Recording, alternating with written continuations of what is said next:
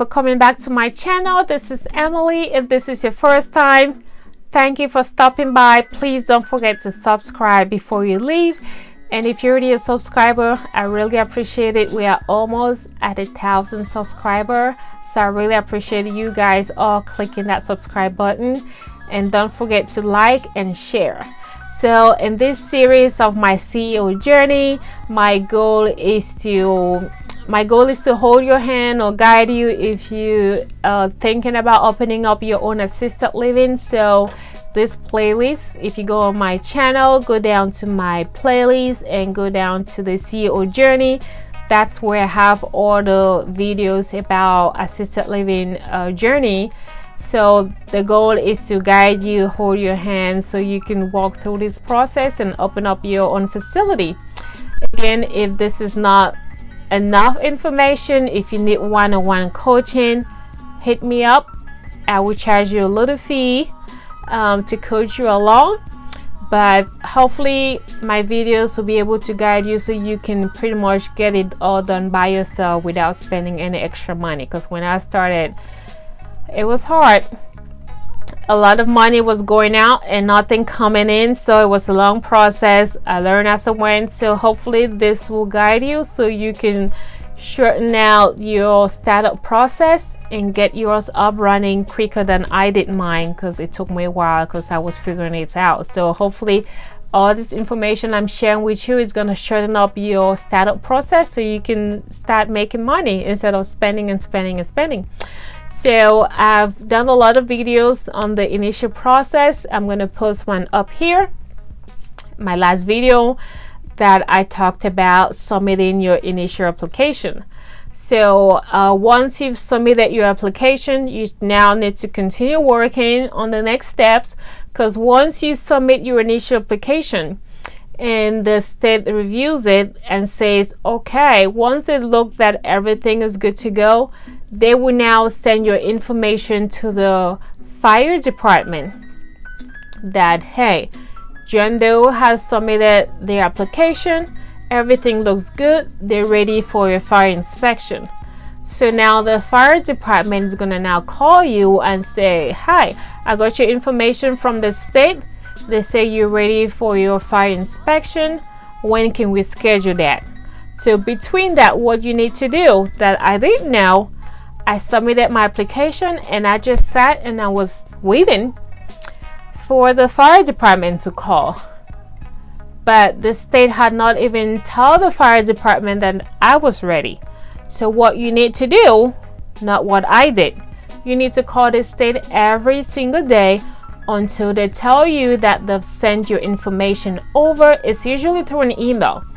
Tell them to send the information over and they should CC you when they send it over, so you know that they've submitted it to the fire department. And what you can now do is get on the fire department's butt so they can schedule you. Because if you just sit, they're in no rush. They have all day, all year, every week to do what they're doing.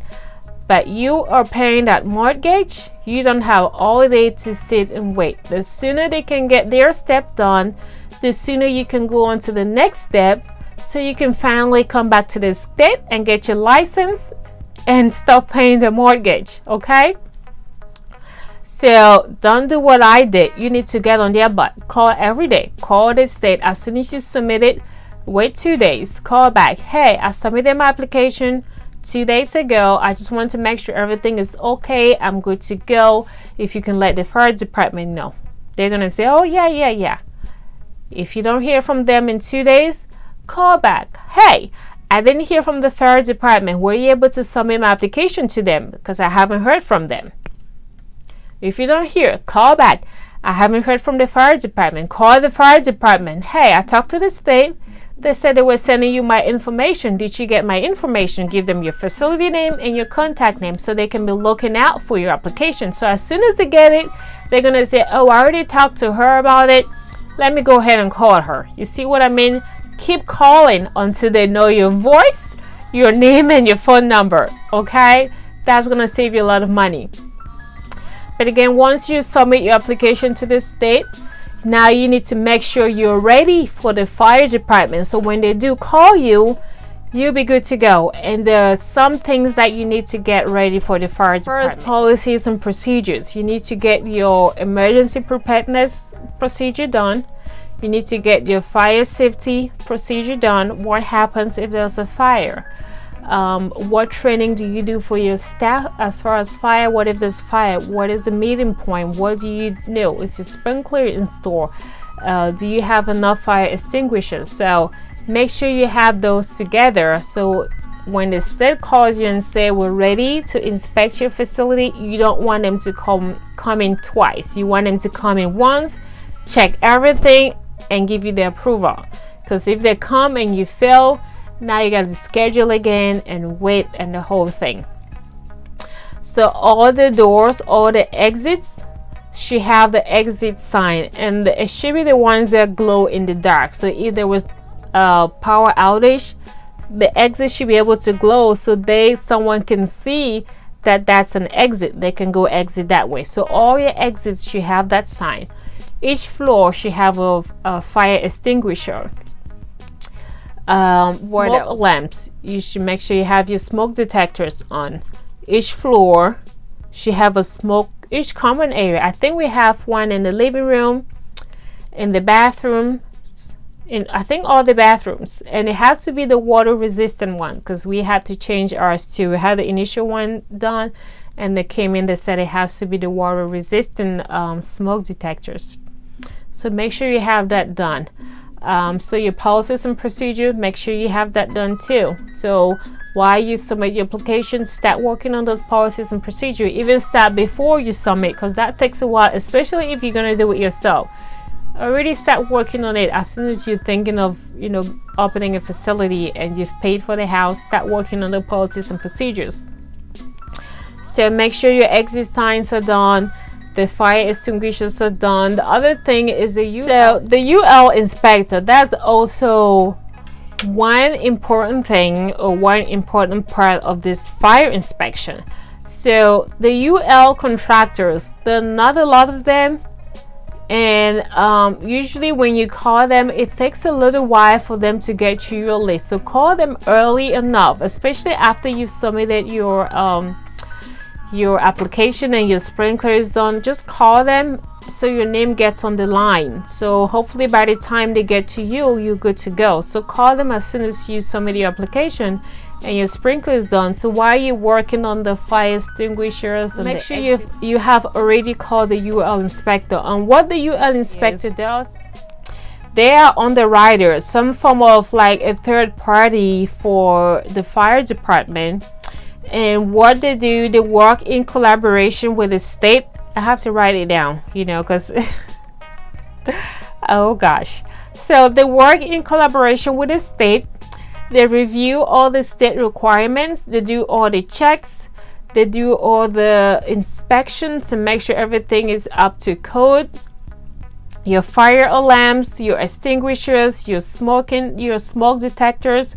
So they check all those things and make sure they're up to code. So when the fire department comes, as soon as they see that they've been inspected by the UL inspector, that's the check, and they move on to the next thing. Okay, so the fire department will not come in until the UL inspectors have been in.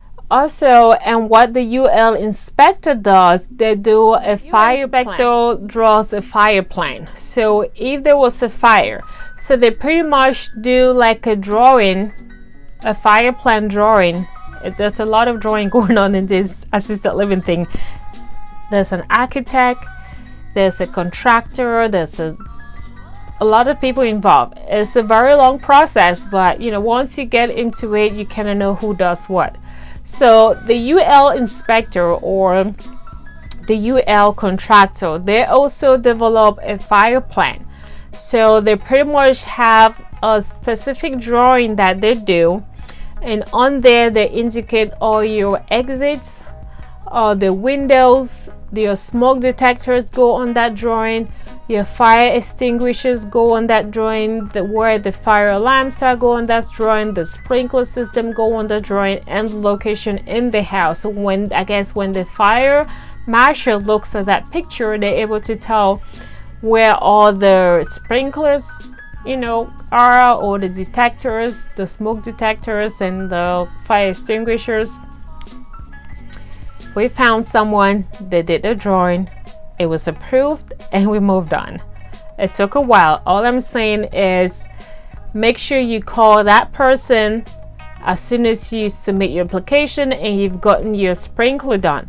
So call them so they can put you in line, because a lot of people call and it's a tedious process apparently, and so the sooner you're on queue, so by the time you're working on installing the extinguishers and the lamps, you move it forward in line, so by the time they get to you, you're ready. They're gonna come in, check everything out, give you the approval, and you have that handy. So when the fire department finally calls you and say the fire marshal can get you your house in 48 hours, because usually when they call you, it's like the next day or the next 2 days, unless you're not ready. But once they call you, it's a pretty quick process. They come in, maybe an hour or two, they're done. They give you your approval or certificate and you're good to go. So make sure you have all these things together, so by the time they call you, you're good to go. Are you ready the next day or the next 24 hours? Yes, they come in, do your inspection, give you a certificate, and you're good to go. So that is pretty much the process of the fire inspection. So once you get the fire inspection done, that's a major step. Now you get that, you're gonna scan it and email it to your contact person at the Office of Healthcare Quality. You're gonna call them and you're gonna email them. So send them an email and then call them and say, oh, this is Emily, I just got my fire inspection done, I got approved, I just emailed you the certificate, I just wanted to make sure you got the email. Can you check and make sure you got it? You sent it, you just want them to see it and confirm to you. So they're gonna check and confirm that yes, I got the fire inspection certificate. Then you're gonna ask them, so now what's next step? Are you okay to get your environmental inspection? Because that will be the next step. So now they're gonna say yes, so now you need to call the environmental and get your inspection schedule. On the next video, that's what we're going to talk about. So thank you all for watching. I hope this information was helpful. If you have not subscribed yet, click that subscribe button. It's free, and also turn on your notification bell so each time I post you'll be notified. If you're already a subscriber, thank you guys. You guys stay well. I hope this information was helpful, and I will see you all on my next video.